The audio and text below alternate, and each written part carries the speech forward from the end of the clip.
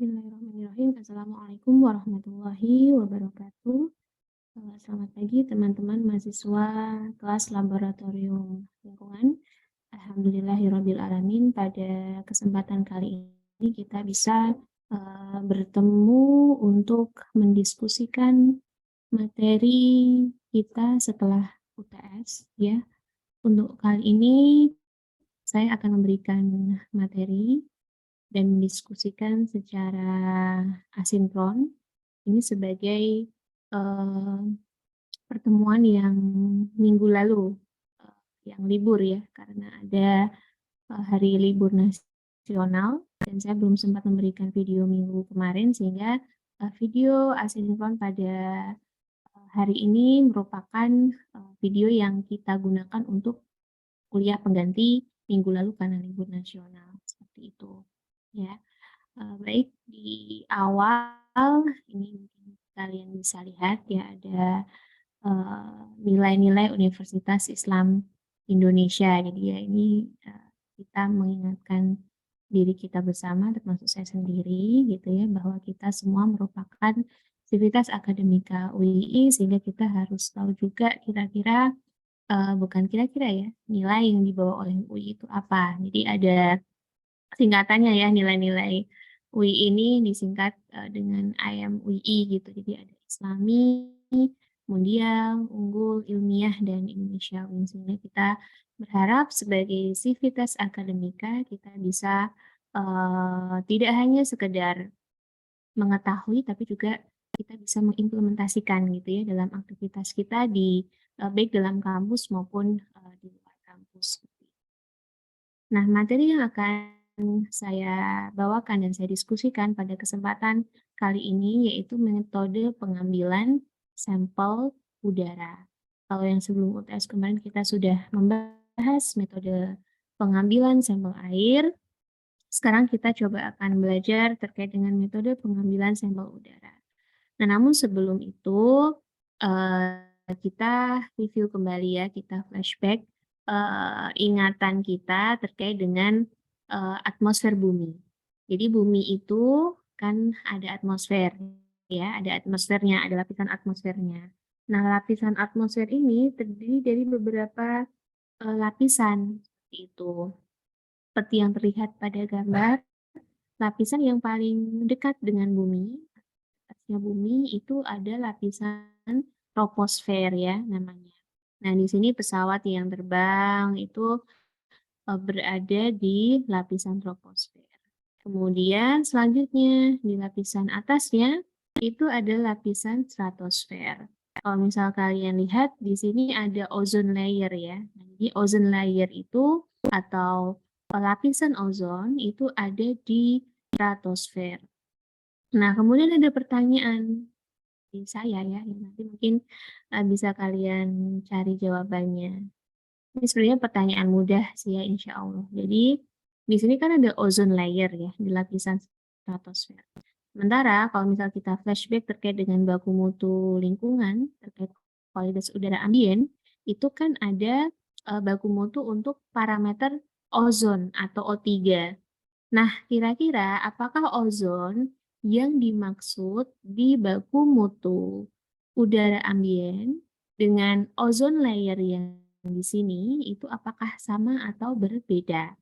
Itu pertanyaan yang pertama ya, apakah O3 yang dimaksud di baku mutu udara dengan ozon atau O3 yang digambar ini di lapisan bumi itu sama atau beda?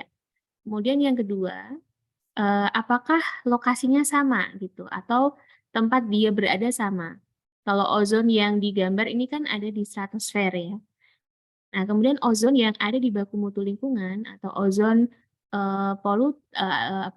ozon yang O3 di baku mutu lingkungan kualitas udara itu dia di mana lokasinya gitu? Apakah juga di stratosfer atau di atasnya atau di troposfer atau di mana? Ya, silakan bisa dicari ya. Kemudian di atas stratosfer ada mesosfer, kemudian ada termosfer, dan yang paling luar itu ada eksosfer. Nah, kemudian ini polutan kimia di udara Itu ada beberapa ya, jadi ada yang partikel padat, partikel cair, dan juga bahan gas.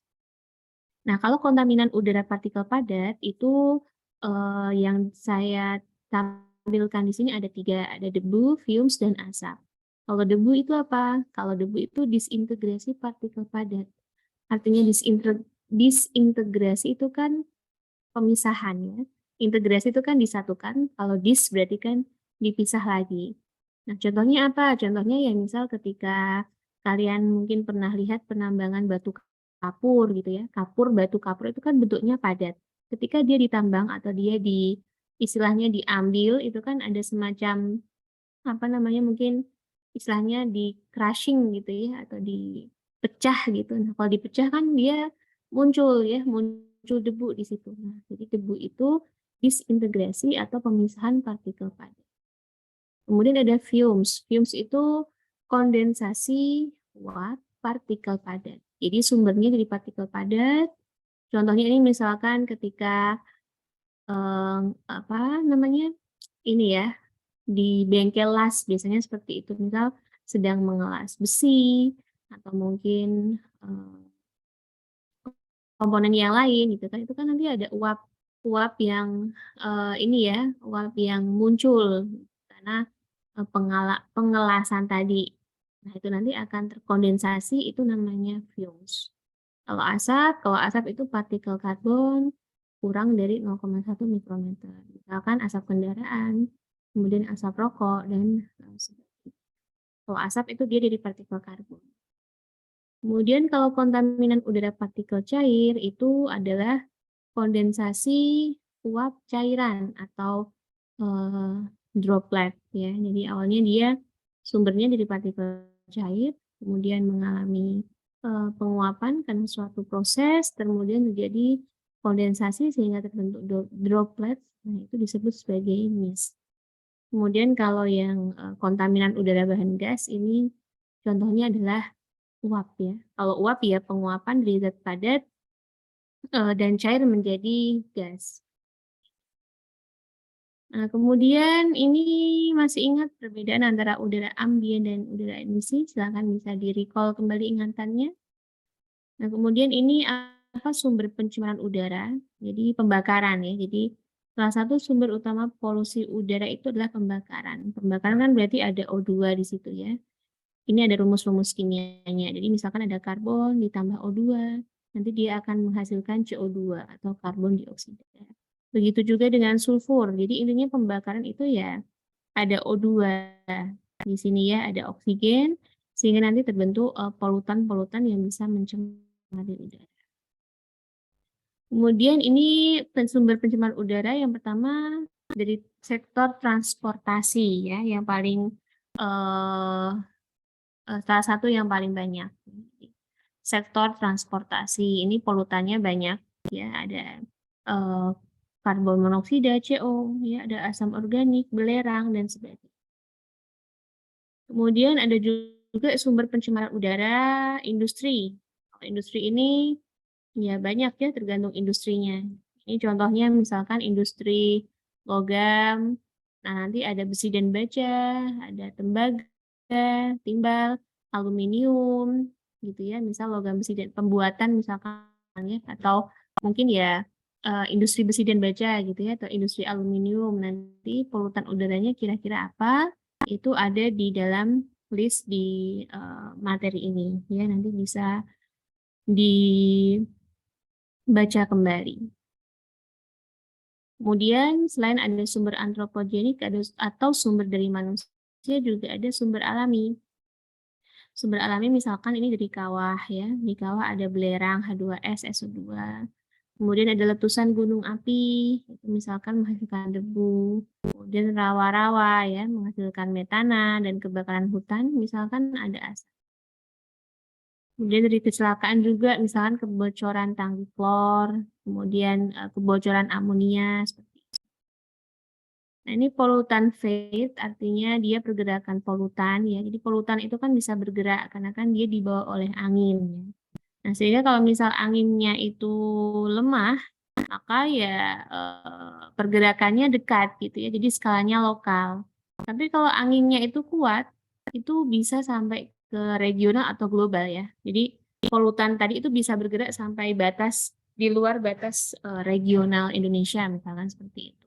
Nah, salah satu contohnya itu ketika ada peristiwa kebakaran hutan kalau nggak salah ya di Kalimantan mungkin ya, di Kalimantan atau Sumatera seperti itu bisa itu asapnya itu sampai ke negara tetangga ya. Kalau dari berita, kalau misalnya kalian searching itu pernah ada kejadian seperti itu. Nah, itu karena anginnya kuat, kemudian juga apa proses tadi ya, proses yang menghasilkan asap itu sangat besar gitu atau tidak tidak berhenti gitu, tapi terus berlanjut terjadi sehingga bisa sampai ke global ya, artinya sampai melewati batas wilayah Indonesia.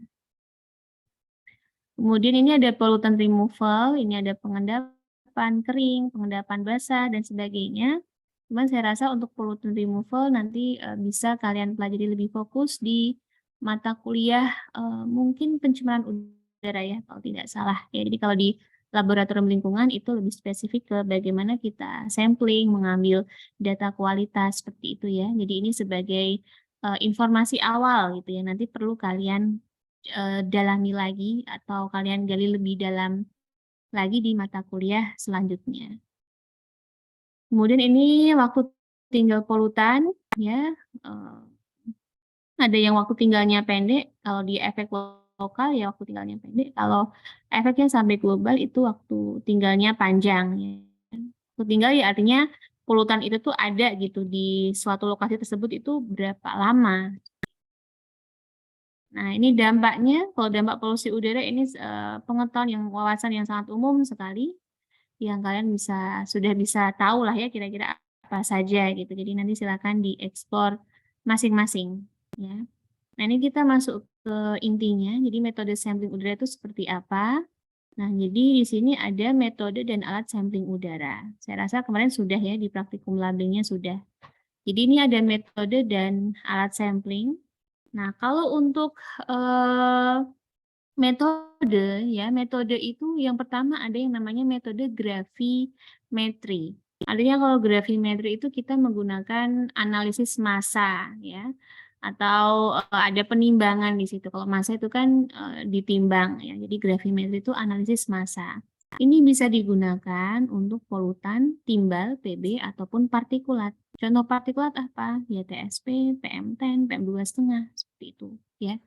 Termasuk PB, meskipun PB itu kalau misal kita mau menganalisis PB dalam udara, itu ya awalnya dari TSP-nya gitu ya, di TSP PM2,5, PM10 gitu.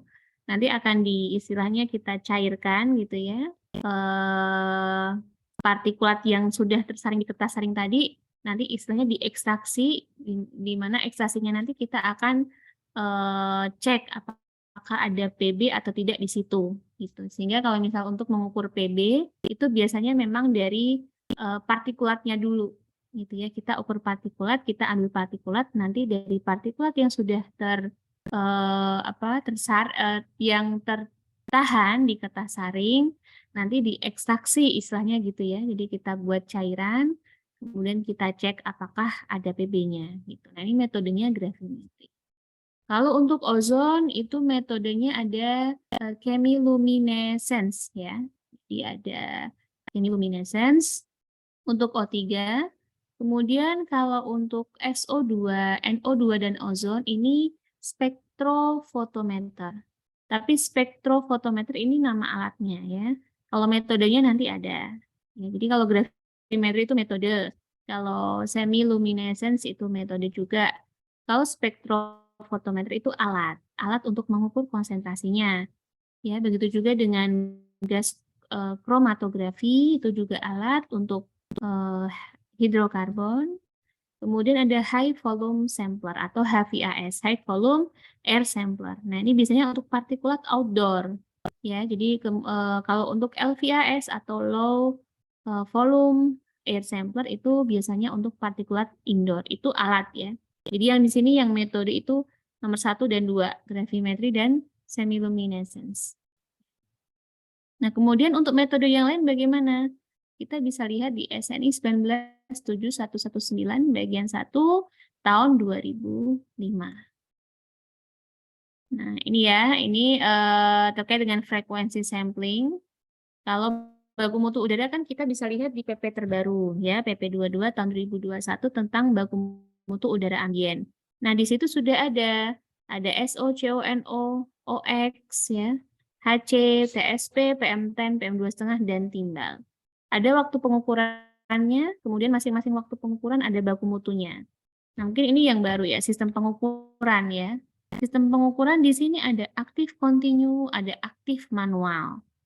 Ya, nah saya minta teman-teman untuk coba cari kira-kira maksudnya aktif kontinu itu seperti apa, kemudian maksudnya aktif manual itu seperti apa. Ya, silakan coba dicari. Ya, perbedaannya apa sih antara kontinu dan manual.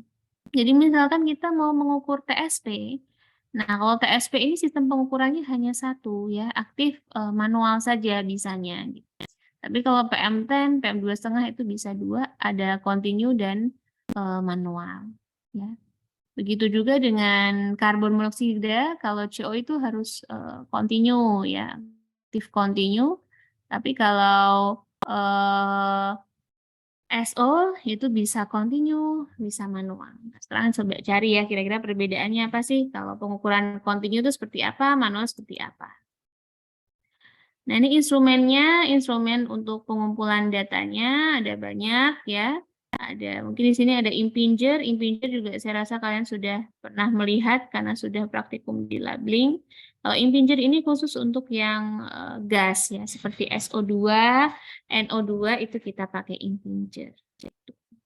Kita langsung cek, kita langsung saja ke tadi metode analisis lagi ya. Jadi kalau untuk mau lihat metode dan analisisnya apa, metode analisis dan peralatan maksudnya, kita bisa cek peraturan yang lama. Tapi bukan untuk baku mutu ya. Jadi kalau untuk baku mutu tetap peraturan baru, PP 22 tahun 2021. Tapi kalau untuk metode analisis dan peralatan itu masih sama dengan peraturan sebelumnya. Kenapa kok peraturan sebelumnya yang kita ambil? Karena metode dan analisisnya di peraturan baru itu tidak dicantumkan, ya. Jadi tidak dicantumkan, tapi tetap sama gitu seperti peraturan yang lama. Cuman kalau baku mutu kan sudah berubah sehingga kita pakai yang baru. Ya, sehingga di sini saya kasih tanda silang di bagian yang baku mutu karena sudah tidak pakai itu. Tapi kita gunakan yang untuk metode analisis dan peralatannya tadi, ya. Tadi misalkan SO tadi kan alatnya pakai spektrofotometer. Ingat ya, kalau di spektro itu yang kita dapatkan itu absorbansi, ya absorbansinya. Nah, metodenya namanya apa? Pararosanilin. Kalau CO, NDIR, alatnya NDIR analyzer. Cuman kalau di kita, sepertinya belum ada ya NDIR ini, jadi kita pakai alat detektor gitu ya. Jadi semacam alat ya, kecil gitu alatnya, kemudian kita tinggal aktifkan nanti tertulis gitu ya di alat tersebut nilai SO-nya, nilai CO-nya berapa. Seperti itu ya. Kalau NO2 ada Saltzman, grid Saltzman, alatnya juga spektro. Kalau O3 tadi ya, semiluminescence, spektro juga. Kalau HC ada flame ionization, pakai gas chromatografi. Kalau PM, kalau partikulat PM, TSP itu pakai gravimetri, alatnya ada HIFOL dan juga ada yang LVAS tadi ya. Nah, ini masih sama, nanti bisa dilihat sendiri. Nah, ini metode pengukuran data fisika kimianya ya. Jadi dalam sampling tentu kita harus punya form sampling, di mana form sampling itu terisi berbagai macam informasi yang penting ya, misalkan lokasi titik sampling, kemudian jumlah titik sampling, waktunya, kondisi lingkungan, faktor meteorologis gitu-gitu ya. Jadi ada semacam form sampling. Nah, ini perilaku konsentrasi senyawa atmosfer itu ini ya dipengaruhi oleh beberapa banyak parameter. Contohnya ini misalkan intensitas emisi sumber emisinya, apakah dia kontinu atau dia tidak kontinu gitu ya. Kemudian faktor meteorologisnya, kemudian anginnya seperti apa, kecepatan arah angin, kelembaban gitu ya, dan sebagainya. Termasuk jarak titik pengukuran juga akan berpengaruh. Nah, kemudian sampling udara ambien itu ditujukan untuk apa? Yang pertama tentu untuk mengetahui kira-kira tingkat pencemaran yang ada di suatu daerah tadi dan kita bandingkan atau dan kita acu dengan ketentuan perundangan yang berlaku atau baku mutu gitu ya. Kemudian yang kedua sebagai database ya. Artinya database ini nanti akan kita gunakan untuk evaluasi bagaimana ketika nanti kita akan mengembangkan kota gitu ya, tata guna lahan, transportasi dan sebagainya. Kemudian untuk pengamatan dan untuk tahu kira-kira prosedur pengendaliannya seperti apa sih kalau misal kondisinya sudah darurat. Nah, ini parameter yang diukur dalam sampling ada faktor meteorologisnya, jadi ada kecepatan angin, arah angin, kelembapan, dan suhu udara. Seperti itu. Ya. Kemudian, nah ini, untuk lebih lanjut, pertimbangan dalam menentukan titik sampling dapat dilihat di SNI 197119 bagian 6 tahun 2005 tentang penentuan lokasi pengambilan contoh uji pemantauan kualitas udara ambien. Ya, nanti akan saya share, silakan dipelajari dan dipahami. Ya. Oke. Ini titik pemantauan ya disesuaikan dengan maksud dan tujuan berdasarkan sumber pencemar. Kalau pemantauannya mau di pemantauan emisi, berarti ya kita titik sumbernya emisi gitu ya.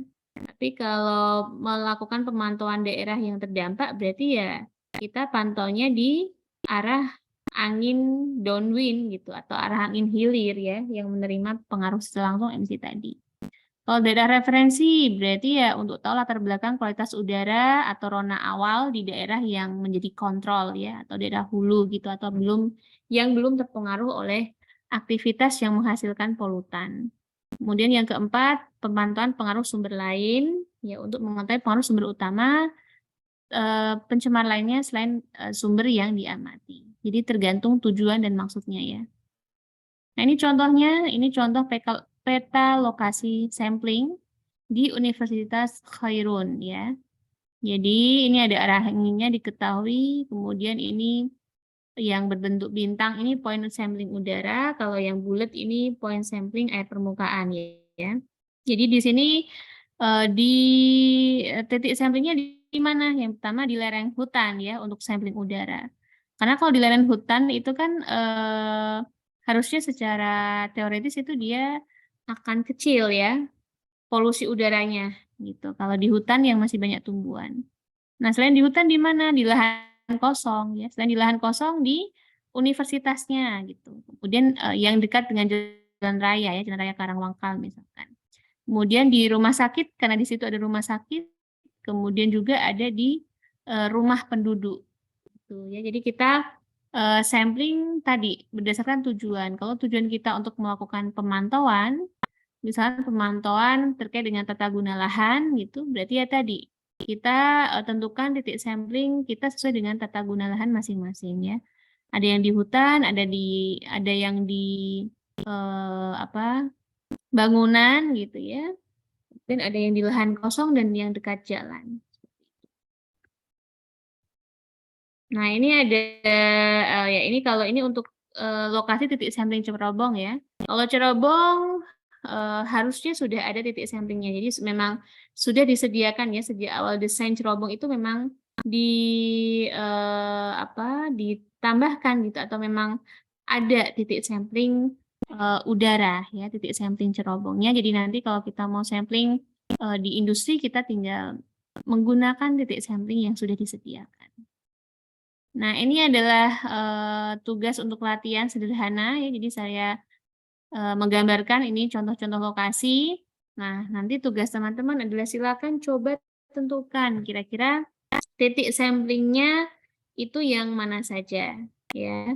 Titik sampling untuk pemantauan kualitas ambien, udara ambien di lokasi ini. Silakan kira-kira ditentukan lokasinya mau di mana saja dengan pertimbangan-pertimbangan tadi ya sesuai dengan SNI tahun 2005. Sekarang saya coba sedikit menampilkan SNI-nya ya. Nanti silakan untuk selanjutnya kalian bisa pelajari masing-masing. Jadi ini ada SNI penentuan lokasi pengambilan contoh uji pemantauan kualitas udara. Nah, ini lokasinya nanti bisa ini ya. Ini ada ruang lingkup, istilah, nanti bisa baca lagi. Nah, ini yang beberapa kriteria yang penting ya. Lokasi pengambilan contoh uji. Yang pertama ini, mempertimbangkan faktor meteorologi. Jadi kita harus tahu arah dan kecepatan anginnya berapa, tata guna lahannya seperti apa, sama faktor geografi seperti topografi. Gitu ya. Jadi misalkan tadi yang Universitas Khairul itu kan berarti berdasarkan tata guna lahan ya, ada yang di hutan, kemudian di sekolah, di rumah, di jalan, di lahan kosong gitu. Jadi ada tata guna lahannya di situ.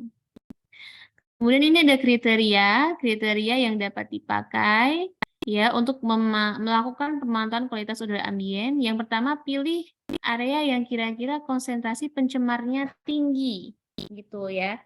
Contohnya yang tinggi yang mana? Misalkan di dekat jalan raya, misalkan gitu ya, di pinggir jalan raya. Kemudian yang kedua, area dengan kepadatan penduduk tinggi. Itu kita sampling di situ.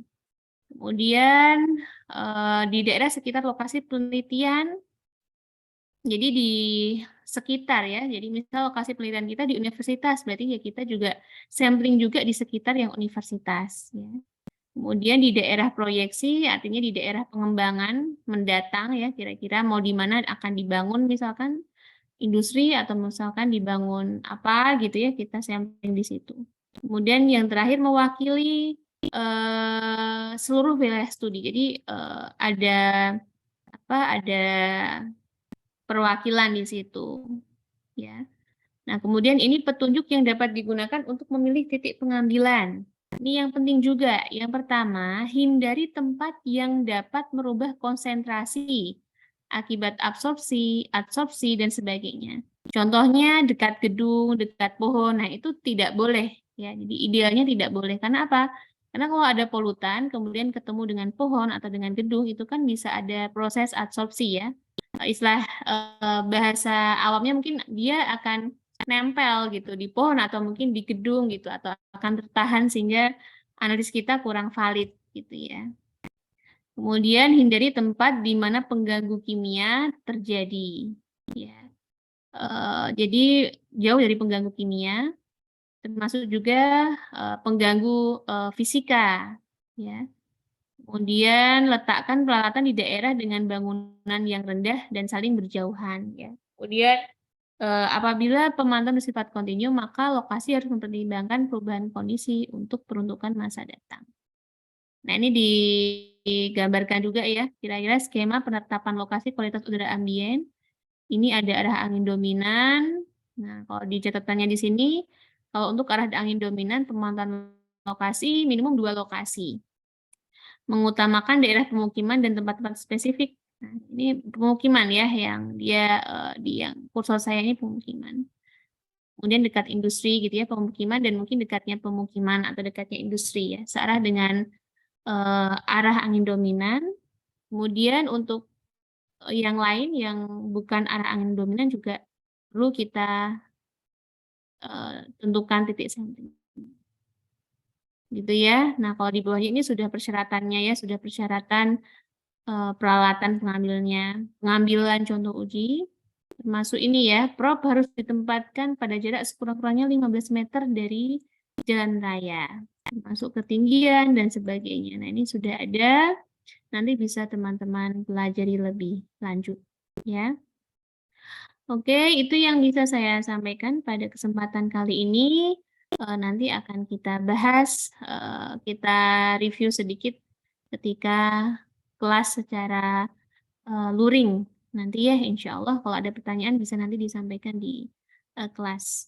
Selamat belajar, semoga yang sedikit ini bisa difahami dan silakan belajar ekspor sendiri terkait dengan penentuan sampling kualitas udara ambien.